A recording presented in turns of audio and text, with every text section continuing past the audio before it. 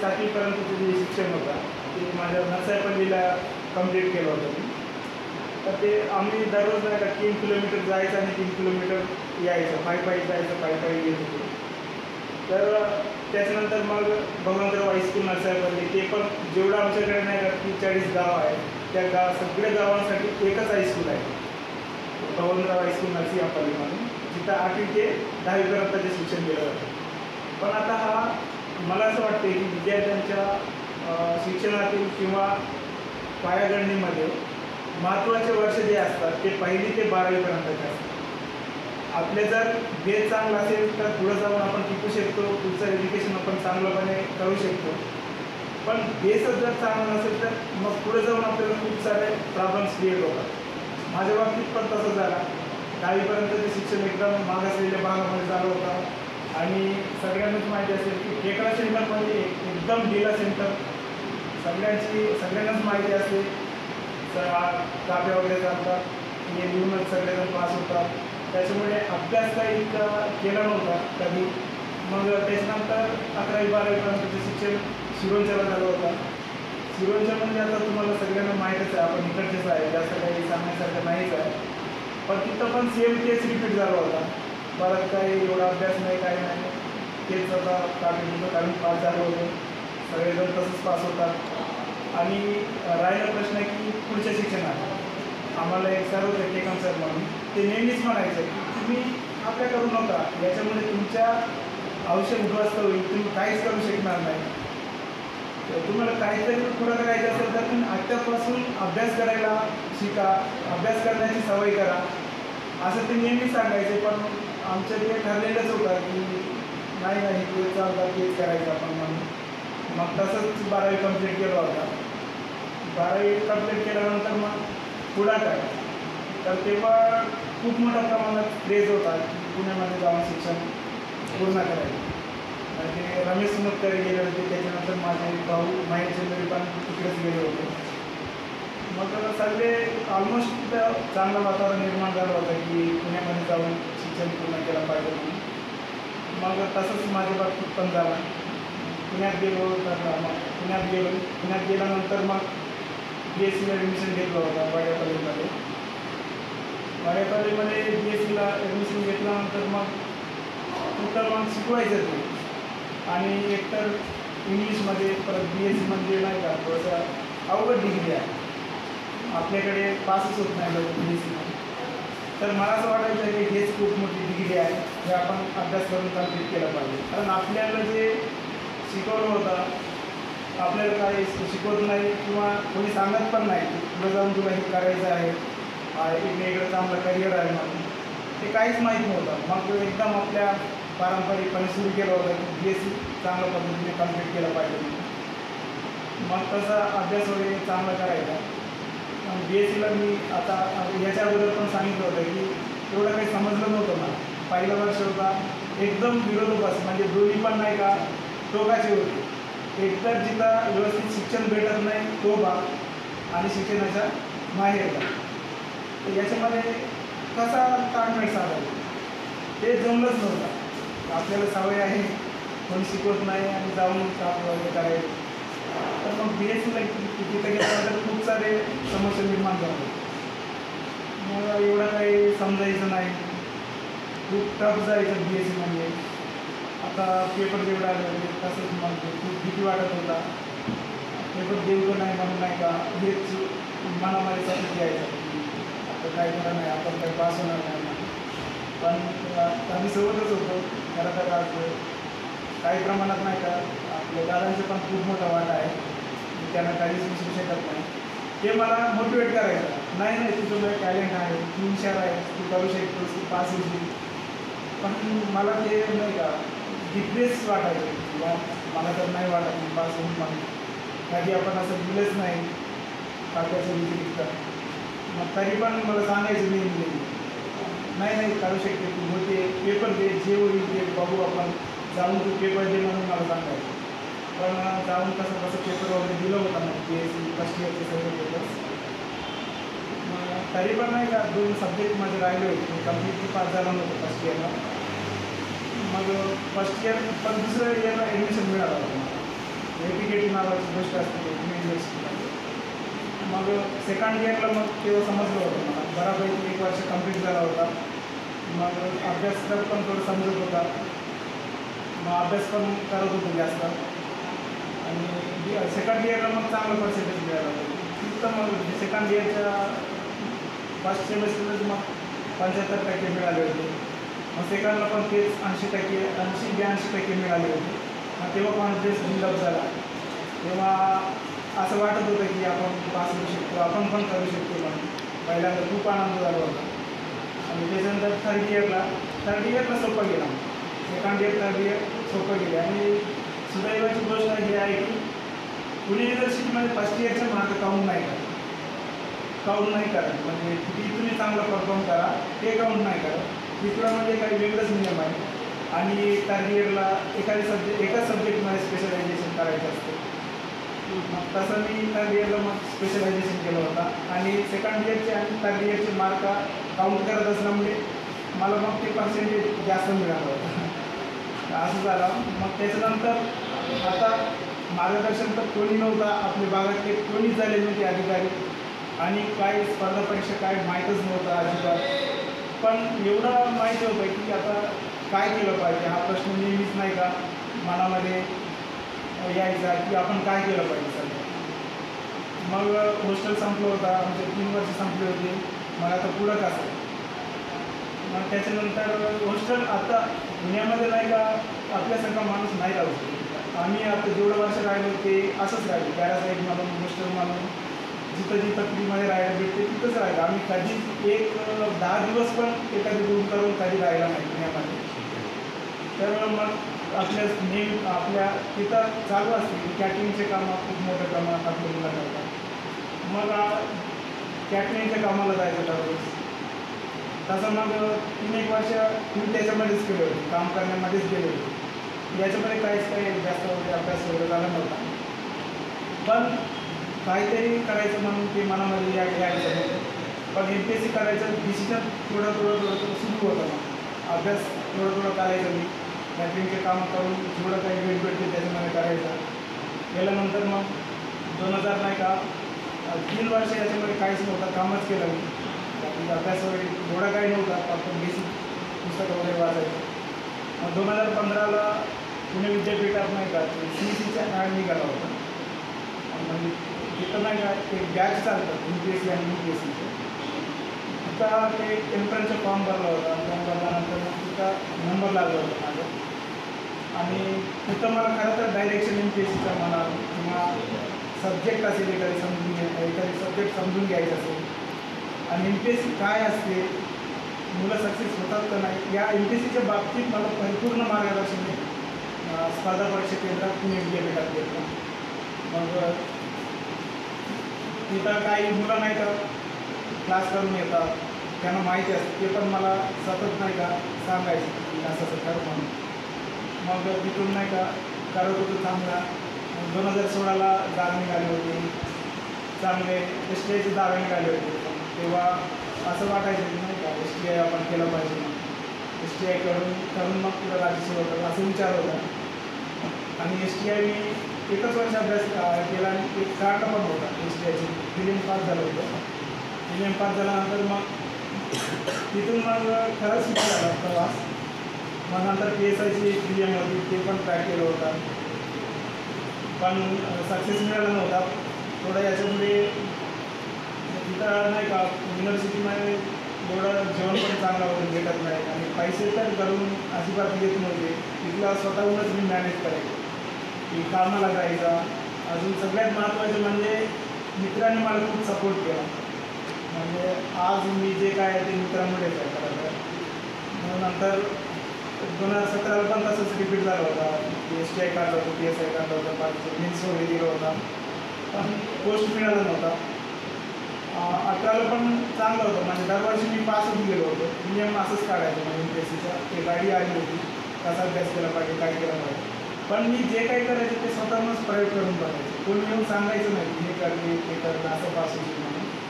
आणि त्याच्यामुळे स्वतःहूनच करायचं. 2018लाच मला पोस्ट भेटला असता, पण मार्गदर्शन नव्हतं कोणाचं तुला की काय अभ्यास केला पाहिजे, कसं फोकस असला पाहिजे, तर नव्हतं मला दिलं होतं 170 परीक्षा दिलं होतं. मी पास झालो, मेन्स पास झालो. नंतर मग इंटरव्ह्यूपर्यंत गेलो होता.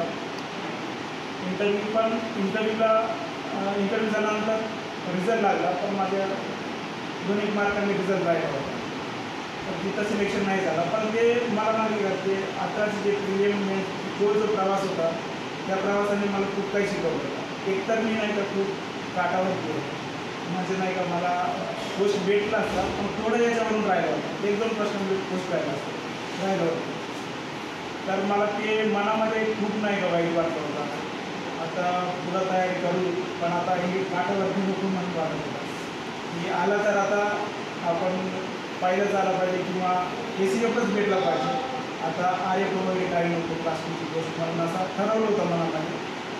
मग 2019च्या नाही का जाहिरात आली होती UPSCची, जागा 100 होते. ते त्याच्या अभ्यासाला चांगला सुरू केला होता. प्रिलिम काढला होता. मग त्याच्यानंतर मेन्स होती. मेनच्या मागच्या वेळी जे चुका केलं होता त्याचा ॲनालिसिस एकदम प्रॉपर केला होता. आणि माझ्या मनामध्ये होतंच की यावेळेस आता RF वगैरे काही नको. तर ते काटावरती होतं, आता काटावरती पोस्ट घ्यायला नको. मला ते गोष्टी मला नेहमीच नाही का मोटिवेट करत होते. चांगला अभ्यास केला होता. आता माझी नाही का सगळ्यात बेस्ट अभ्यास म्हणजे मी 19लाच केला होता. आणि 19ला त्याचं कारण पण काही गोष्टी आहेत. मित्र पण चांगले भेटले होते मला. याच्या आधी नाही का म्हणजे असं पैसे वगैरे नसायचे, ते कामाला जायचं, इकडं जायचं, तिकडं जायचं, याच्यामुळे खूप वेळ गेला होता मला. मग तेवढं फुल फोकस नव्हतो मी. 19ला बरेचसे मित्र नाही का माझे पोस्टवर लागलेले होते, त्यांनी मला खूप सपोर्ट केला. म्हणजे नाही का ते पैसे वगैरे खूप मला दिले होते. अभ्यास करत म्हणजे तू होऊ शकतोस असं तसं म्हणून नाही का घरून तर सपोर्ट नव्हताच. मग त्यांनी दिले होते मला. 19ला खूप जणांनी मला मदत केला होता. त्याच्यामुळे पुस्तकं पण माझ्याकडे नव्हते. मी खरं तर पुस्तकं कधीच विकत घेतलं नाही UPSCमध्ये. माझे जे एकही पुस्तक आहे ते इतरांनी दिलेलंच पुस्तक आहे. मी स्वतःच्या पैशातून एकही पुस्तक विकत घेतलं नाही. तेवढं परिस्थिती नव्हतीच माझी. मग माझे एक मित्र आहे, त्यांनी मला पुस्तकं देऊन दिलं होतं. 170चे जेवढे काही होते सगळं पुस्तकं होती. आणि बाकीचे जे पैशाच्या बाबतीत मदत पण खूप केले होते. मग मी पण नाही का पूर्ण डेडिकेशनने 19ला तयारी केला होता. आणि मेन्स दिलं होतं. मेन्स दिल्यानंतर स्कोर खूप चांगलं येत होतं. 100% माहिती होतं की आता यावेळेस आपल्याला क्लास 1 किंवा क्लास 2 का होईना पण पोस्ट 100% भेटेल. मग त्यानुसार इंटरव्ह्यू होता. आणि इंटरव्ह्यूचं काही शेड्यूल वगैरे नव्हतं. आणि तितक्यातच आपल्या कोविड सुरू झाला होता. कोविड पॅन्डेमिक सुरू झाला होता. मग डायरेक्ट पुण्यामध्ये सोडून मग गावाकडे आलो होतो. गावाकडे आल्यानंतर मग गावाकडची परिस्थिती खूप भयंकर आहे नाही का की सगळ्यांना इज्जत आहे, पण जो शिकत आहे त्याला अजिबात इज्जत देत नाही. हे म्हणजे नाही का खूप मोठं शोकांतिक आहे गावाकडची की शिकणाऱ्यांना अजिबात इज्जत देत नाही. आमच्याकडे तर नाहीच नाही. म्हणजे असा परिस्थिती आहे. मग तेव्हा काही समजायचं नाही. आता गावाकडे राहणार, परत ते व्यवस्थित वाटत नव्हतं. एक अभ्यास पण आमच्याकडे एवढं परिस्थिती नाही आहे. पुस्तक उघडायला लाज वाटते गावाकडे. आणि उघडलं तरी लोक नाही का एवढं मोठा जर अभ्यास करत आहे असंच म्हणतात.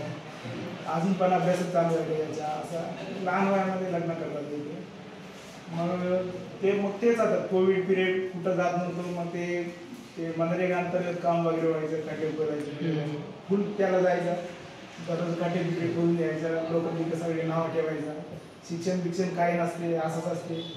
बघा एवढं शिकून कामाला जात आहे म्हणून सगळं जण उडायचे. मग नंतर ते सगळं जेवढे काम होते तेवढं करून होतं. आता मीच करत नाही हे काम. आपल्याकडचे जे काही विद्यार्थी शिक्षण घेत असतात ते सगळंच करतात. मी म्हणत नाही मी एकटंच करतो म्हणून. सगळंच आपल्याकडे जे कामं चालतात, तेंदूपत्ता असेल तेंदूपत्ता पण तोडायला जायचं. मग त्याच्यानंतर मग इंटरव्ह्यूचं नाही का इंटरव्ह्यू डिक्लेअर झाला होता की इंटरव्ह्यू आता तुमच्या ऑगस्टमध्ये होईल म्हणून UPSCने डिक्लेअर केलं होतं. मी होतो गावाकडे. आता आपल्याकडचे नाही का कोणी नाही, UPSCतून आलेले कोणीच नाही. आता कोणाला जाऊन विचारायचं हा सगळ्यात मोठा प्रश्न होता. कोणाला जाऊन विचारलं तरी नाही आम्हाला माहीत नाही UPSC माहिती, प्लीज मला विचारू नको म्हणून सांगायचं होतं. कोणाला विचारत नव्हतं. मग कोणाकडे गेला नाही. मग गपचूप आपल्या मागचे जे काही इंटरव्ह्यू होता ते थोडंसं अजून चांगलं ॲनालिसिस केलं होतं की प्रश्न कसे विचारतात, आपण एक अधिकारी म्हणून नाही का कसं उत्तर दिलं पाहिजे, त्या सगळ्या गोष्टींच्या तयारी केलं होतं. मग इंटरव्ह्यू नागपूरला होता, त्यानुसार मग पैसे वगैरे तेच, आता एवढं काही घरची परिस्थिती नाही पण तेच जमवली होती, ते दुपत्ता खड्डे खोदून वगैरे ते सगळे पैसे घेऊन मग इंटरव्ह्यूला ते ड्रेस वगैरे घ्यावं लागतं. ते ड्रेस वगैरे आहेरमध्येच घेतलं होतं मी. त्यालाच एक म्हणजे ती कंपल्सरी असते प्रत्येकाला, आपण असं नाही जाऊ शकत. तिथं म्हणजे ते प्रोटोकॉल असतात काही, ते आपल्याला फॉलो करावं लागतात, कारण आपण उद्या एक अधिकारी होणार आहे तर ते तसं राहिलं पाहिजे आणि ते गरजेचं पण आहे तसं. मग तसं कपडे वगैरे घेऊन नाही का मग नागपूरला गेलो होतो. नागपूरला गेल्यानंतर मग इंटरव्ह्यू माझ्या मेसराम सरांकडे होतं पॅनल, म्हणजे ते खूप नाही का स्ट्रिक्ट पॅनल समजलं जातं आणि सगळेच मुलं घाबरतात आणि नाही घाबरण्यासारखं पण आहे तसं. खूप म्हणजे टफेस्ट प्रश्न करतात ते, काय म्हणजे नाही का खूप बाउन्स प्रश्न विचारत असतात.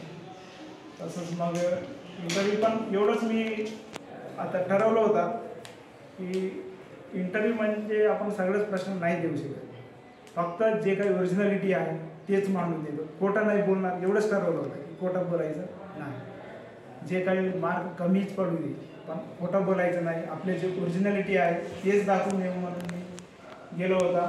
आणि काय असं मी तयार केलं नव्हतं, कोणी नव्हते, ऑफिसर सांगणारे नव्हते, मार्गदर्शन नव्हते, इकडे MPSC लागलेले पण कोणी नव्हते. आणि ॲज इट इज मला जसं वाटत होतं, मी जसं आहे त्यालाच अनुसरून मी उत्तर वगैरे दिलं होता. आणि नाही आलं तर नाही म्हणून, येत नाही म्हणून सांगायचं. तसं मग इंटरव्ह्यू चांगलं झालं होतं, इंटरव्ह्यू नाही का बऱ्यापैकी चांगलं झालं होतं. मग त्याच्यानंतर मग असं आज नंतरचा जो पिरियड होता तो खूपच नाही का वाईट आणि त्रासदायक होता. एक तर 2019ची जाहिरात आणि आमच्या नाही का ते कोविडमुळे अगोदरच इंटरव्ह्यू लेट झाली होती आणि लेट झाल्यामुळे नाही का ऑगस्टमध्ये घेतली होती इंटरव्ह्यू. मग ऑगस्ट नंतर इंटरव्ह्यू झाला ऑगस्टमध्ये. सप्टेंबरला 9 सप्टेंबरला सर्वोच्च न्यायालयाने एक निकाल दिला होता की मराठा आरक्षणावरती इथून पुढं स्थगिती राहील. स्थगिती MPSC आता रिझल्ट वगैरे काही लावत नव्हतं, कारण ऑलरेडी आमच्या जाहिरातमध्ये मराठा आरक्षण दिलं होतं. तर गावाकडे मग तेच आपलं सुरू झालं, रेग्युलर कामं वगैरे करणे, तसंच कामं वगैरे करत राहायचं काही. मग रिझल्ट येतच नव्हता. मग 20 गेला, 20 एक वर्ष कम्प्लिटली गेला. मग आता 21 पण जायला जवळपास ऑलमोस्ट आलंच आहे. आता खूप म्हणजे नाही का त्रास होत होता. लोक शिव्या द्यायचे, काही सांगतात ते, काही अधिकारी वगैरे नाही, काही नाही खरंच ते होऊ शकतात का असं तसं खूप म्हणजे बोलतात. ते निगेटिव्हिटी खूप जास्त आहे आपल्याकडच्या लोकांमध्ये. तर आता तसं नाही केलं पाहिजे. शिक्षण घेत असेल एकतर आपल्याकडचे मुलं नाही का शिक्षणच घेत नाहीत आणि जो शिक्षण घेत आहेत त्याला तुम्ही डिमोरलाइज करता. याच्यासारखं वाईट गोष्ट कोणतंच असू शकत नाही. आपल्याकडच्या मुलांना खरं तर मोटिवेट केलं पाहिजे, त्यांना प्रोत्साहन दिलं पाहिजे, जेणेकरून ते चांगलं परफॉर्म करतील, त्यांच्यामध्ये पण उत्साह राहील, अभ्यास करतील. आणि इथं शहराच्या आहिरी आणि शिवांच्यासारख्या ठिकाणी चांगलं आहे, तालुक्याच्या ठिकाण आहे, अधिकारी लोक असतात. आता सपोर्ट करतात ते की अभ्यास कर गोष्टी असं तसं बोलतात ते, चांगलं म्हणजे वाटते. आम्हाला पण थोडंसं ऊर्जा भेटते त्याच्यातून, आपण पण काही केलं पाहिजे म्हणून. पण गावाकडे केलं की मग एवढं वाईट वाटतं नाही की आपण काय आहे, आज आपले स्टेटस काय आहे, आपण काय करून राहिलो, एवढं सारे प्रश्न मनामध्ये येत असतात. मग फायनली नाही का मग मराठा आरक्षण क्लिअर झालं होतं. मग त्याच्यानंतर ते एका विद्यार्थ्याने आत्महत्या केलं होतं, स्वप्नील लोणकर म्हणून. सरकारने ताबडतोब निर्णय दिला होता की तुम्ही मराठ्यांची जागा ओपनमध्ये कन्वर्ट करून रिझल्ट लावा म्हणून. मग त्यानुसार मग MPSCने तसं कार्यवाही करून मग आता 29 सप्टेंबरला फायनल निकाल लागला. निकाल लागल्यानंतर माझं तर 10 दिवस नाही का अजिबात मी लायब्ररीला जात नव्हतो. खूप मला भीती वाटायचं, मला माझ्या या पोस्ट भेटेल का नाही, त्यात निदान आरिफ तरी भेटू दे असं वाटायचं मला. काहीतरी नाहीच सिलेक्शन झालं तर आरिफ ग्रुप B तरी येऊ दे, पण झाला पाहिजे म्हणून मनामध्ये खूप नाही का भीती वाटायचा, एकदम असं नाराज असायचं, कुठेतरी कुठं जायचं, इकडे तिकडे फिरून यायचं, काही समजत नव्हतं. एक 10 दिवस खूप कठीण काळ होता तो. मग फायनली ताप पण काढायचं, तर कुठंतरी जायचं, इकडे तिकडे फिरायचं आयडीमध्ये. तर माहिती होतं की रिझल्ट एवढं याच्यामध्ये लागेल म्हणून, कारण MPSCने स्वतः सांगितलं होतं की 20 सप्टेंबरपर्यंत आम्ही रिझल्ट लावू म्हणून. मग त्यानुसार 29 सप्टेंबरला मग मला सुनीलचा फोन आला होता. सुनीलचा फोन पहिल्यांदा आला होता, मला म्हणाले की नाही तुझं सिलेक्शन झालं आहे ACF म्हणून, नाही का. तेव्हा मला खूप भारी वाटला. नंतर मी चेक केला. खरं म्हणजे नाही का की स्ट्रगल आहे, पण स्ट्रगलपेक्षा नाही का जेव्हा आपण सिलेक्ट होतो तेव्हा जे आनंद भेटतो तेव्हा ते आनंद आपण कुठंच नाही मिळू शकतो. आणि आपल्या सगळ्या आपण जे काही संघर्ष केलेला असतो ते संघर्षांचा खरा म्हणजे नाही का परिणाम म्हणजे आपल्या रिझल्टच असतो. आणि खूप म्हणजे खूपच चांगला वाटला एकंदरीत या प्रवासामध्ये. आणि मला असं वाटतं की प्रत्येकामध्ये पोटेन्शियल असते, प्रत्येकजण करू शकतो. असं काहीच नाही की मी असं काही वेगळं नाही किंवा मी हुशार पण होतो असं पण नाही. मी पण इतर स्टुडंटसारखाच आहे. आपल्या भागातूनच माझं शिक्षण झालं. तर मी विद्यार्थ्यांना किंवा जे येत आहेत त्यांना एवढं सांगेन की आपण या गोष्टीचे जास्त मागे नाही लागलं पाहिजे की आपण कुठलं आहे, आपण कुठून आलो, आपली मातृभाषा काय, आपली परिस्थिती काय आहे. कारण याच्या मागे लागला तर मग ते आपल्या तेच राहते, ते परिस्थितीच राहते, आपले भागच आठवते, आपली भाषेच आठवते, मग माणूस नाही होऊ शकत. आणि या गोष्टी मला असं वाटते की कारणं देण्यासाठी योग्य आहे, पण आपल्या सक्सेस होण्यासाठी हे योग्य नाही.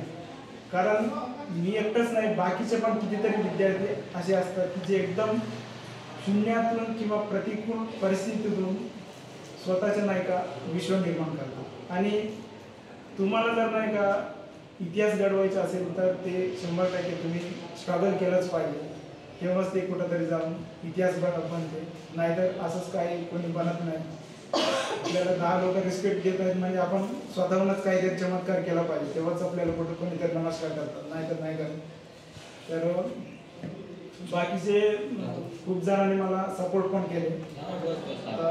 प्रवास पण खूप चांगला होता, म्हणजे रिझल्ट आल्यामुळे नाही का खूप भारी वाटत आहे मला. ते आनंद मी खरंच एक्सप्रेस नाही करू शकत. सगळं म्हणजे नाही का जेव्हा जसं आता लोक रिस्पेक्ट करतात किंवा हे करत आहेत तर ते बघून खूप आनंद होत आहे. चांगलं आहे. Thank you so much.